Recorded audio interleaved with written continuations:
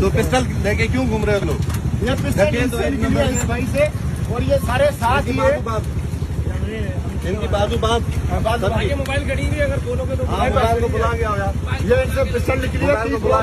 दो बंदे ही ज्यादा चल के ये इनका रजिस्टर पड़ा हुआ है, और ये इनकी बाइक है। और नीचे बैठ, इन लोगों के यही काम है। बैठो बैठ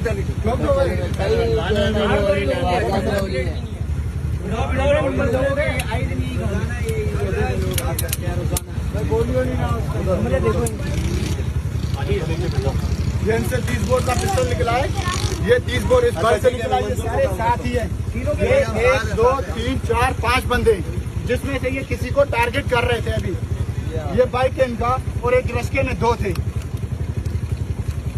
ठीक है, 1 मिनट। ठीक है बस भाई बस। रक्षे में भी दी। हाँ ना, ये रक्षे में, और ये बाइक स्टार्ट